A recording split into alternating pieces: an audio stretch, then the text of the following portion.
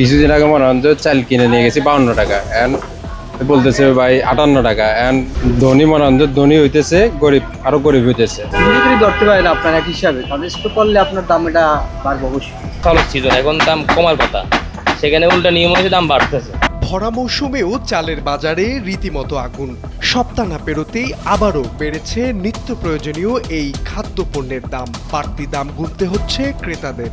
সংসারের হিসেব মেলাতে হিমশিম খাচ্ছেন নিম্ন ও মধ্যবিত্তরা।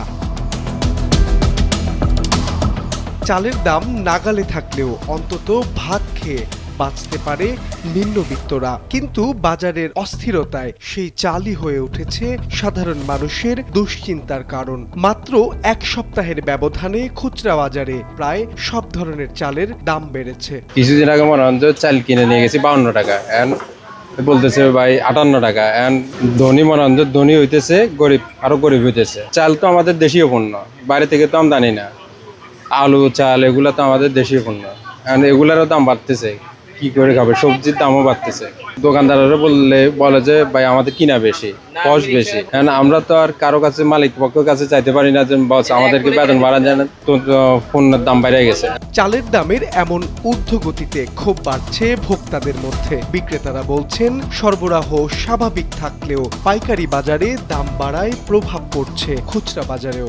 বিক্রি ধরতে পারেন আপনার এক হিসাবে, কারণ স্টক করলে আপনার দাম এটা বাড়বে অবশ্যই।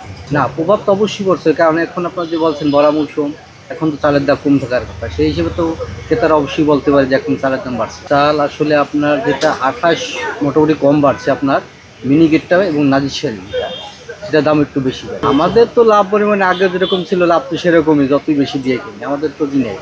পাইকারি বাজারে দাম বাড়লে তখন তো তাদের মনে করেন আমাদের বাড়তি দিয়ে কিনতে হবে, তখন বাড়তি। নিত্যপণ্যের লাগামহীন দামে এমনিতেই চাপে সাধারণ মানুষ, তার উপরে চালের দাম বৃদ্ধিতে আরো ভারী হচ্ছে সংসারের খরচের বোঝা। আয়ের সঙ্গে ব্যয়ের ফারাক বাড়ায় সবচেয়ে বেশি বিপাকে নিম্ন ও নিম্ন মধ্যবিত্ত পরিবারগুলো। চালের দাম অনেক বাড়তি, যারা আমাদের মধ্যবর্তী ফ্যামিলি আছি, আমাদের কাজ কাম করা অথবা যে আয়ে আমাকে ব্যয় গিয়ে অনেক সমস্যা হয়, আমাদের সংসার চালাতে কষ্ট হয়, আমাদের ছেলে মেয়ে লেখাপড়া যাওয়াতে সমস্যা হয়।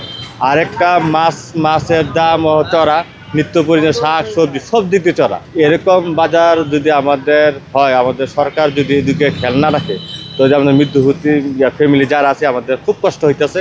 ব্যবসায়ীরা জানান গত কয়েকদিনে খুচরা বাজারে প্রতি কেজি চালে 6 থেকে 8 টাকা পর্যন্ত দাম বেড়েছে, আর পাইকারি বাজারে এই বৃদ্ধি আরও বেশি। ফলে দ্রুত বাজার নিয়ন্ত্রণে কার্যকর পদক্ষেপের দাবিও জানিয়েছেন ক্রেতারা। খরচ সিজন, এখন দাম কমার কথা, সেখানে উল্টা নিয়ম হয়েছে দাম বাড়তেছে। আমরা আগে দাম রেখতেছি, অথচ আমার লাভটা পরিমাণ কম হইতেছে। আমরা চাই দাম কমে থাকুক। সব চাল 2 টাকা 3 টাকা বাড়ছে, সব ধরনের চাল 28 কোন মিনিকেট সব কিছু পান।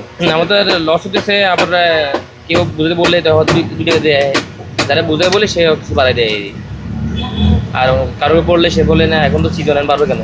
চাল শুধু একটি পণ্য নয়, দেশের প্রায় সব মানুষের প্রধান খাদ্য। তাই এই বাজারে সামান্য অস্থিরতাও সরাসরি প্রভাব ফেলে মানুষের জীবনযাত্রায়। ভরা মৌসুমেও যখন চালের দাম ঊর্ধ্বমুখী, তখন বাজার তদারকি ও কার্যকর উদ্যোগ কতটা ফল দেয় সেদিকেই তাকিয়ে ভোক্তারা।